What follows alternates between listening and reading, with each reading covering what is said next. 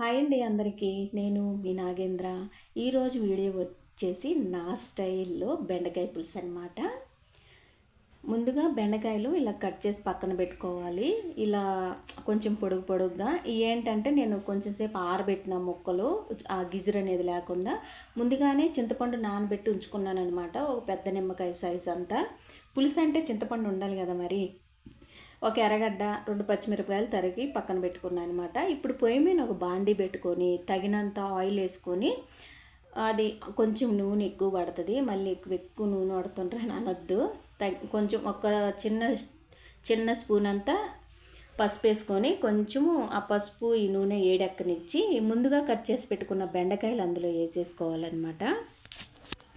ఇలాగ ఎందుకంటే మనం పులుసు పెట్టుకున్నప్పుడు జోమ్ అవ్వకుండా నార్మల్గా మనం ఆలుగడ్డల కూర ఇలాంటి అలా పులుసులాగా చేసుకున్నప్పుడు ఎలా ఉంటుందో అలా ఉంటుందన్నమాట. ఆ జోమ్ అనేది రాదు. వీలైతే బెండకాయలు కడగకుండా మనం తడిగుడ్డ పెట్టి తుడిచినా కూడా నీట్గా వస్తాయి.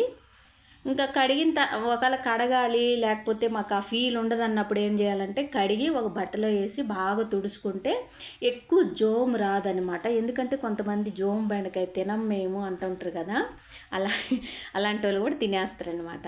ఈ బాగా మగ్గించుకోవాలన్నమాట. ఇలా మగ్గితే ఆ జోమ్ అనేది రాదు పులుసులోకి. ఇది దీనికి టిప్పు.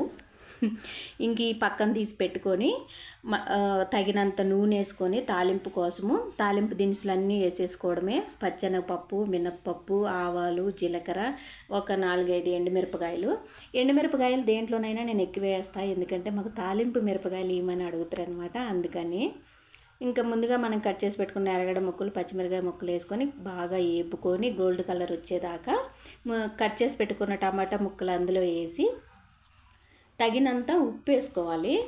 ఉప్పు మాత్రం చూసుకొని వేసుకోండి, ఎందుకంటే ఎక్కువైతే తీలేము, తక్కువైతే వేసుకోగలమన్నమాట. తగినంత పసుపు వేసుకొని 2 బాగా కలిసేలాగా కలబెట్టి మూత పెట్టి ఒక 4-5 నిమిషాలు మగ్గించుకోవాలన్నమాట. టమాటాలు మగ్గిందాక.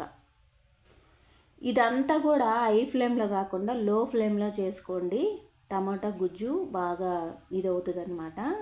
మరీ ఎక్కువ ఉడకాల్సినంత అవసరం లేదు, టమాటా పులుసు కాబట్టి చూసుకోండి ఒకసారి. ఇప్పుడు తగినంత కారం వేసుకోవాలి, ఎంత కావాలో అంత.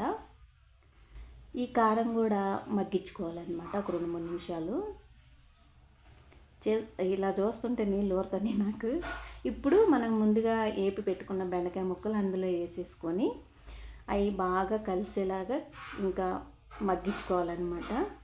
ఈ ఉప్పు కారం అదంతా వాటికి పట్టేలాగా మగ్గించుకున్నాక మనం ఇప్పుడు చింతపండు పులుసు మనకి ఎంత కావాలో పులుసు అంతా పోసేసుకోవడమే.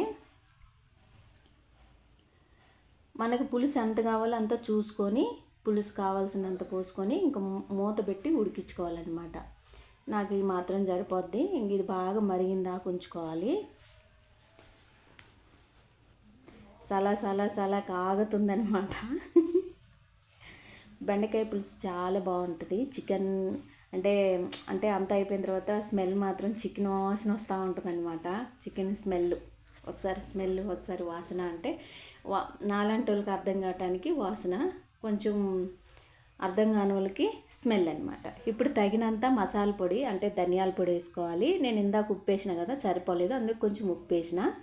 ఇంక ఈ ధనియాల పొడి వేసుకొని కొంచెం గరం మసాలా పొడి వేసుకొని బాగా కలియబెట్టుకొని ఒక 2 నిమిషాలు అట్టుంచి ఇంకా ఇంకొకటి ఏంటంటే మీ కాడ సాంబార్ పొడి ఉంటే మాత్రం వేసుకోండి. ఎందుకంటే పులుసులలో సాంబార్ పొడి వేస్తే చాలా టేస్టీగా ఉంటుంది. ఒకసారి ట్రై చేయండి మీరు. ఇంకా అయిపోయిందనమాట, పులుసు రెడీ అయిపోయింది. ఇంకా స్టవ్ కట్టేయటమే. అస్సలు రుచి అయితే చాలా బాగా వచ్చింది. ఓకే అండి, ఇది అనమాట ఫైనల్గా అయిపోయింది. ఇంతకు మీకు ఈ వీడియో నచ్చితే లైక్ చేయండి, షేర్ చేయండి, సబ్స్క్రైబ్ చేయండి.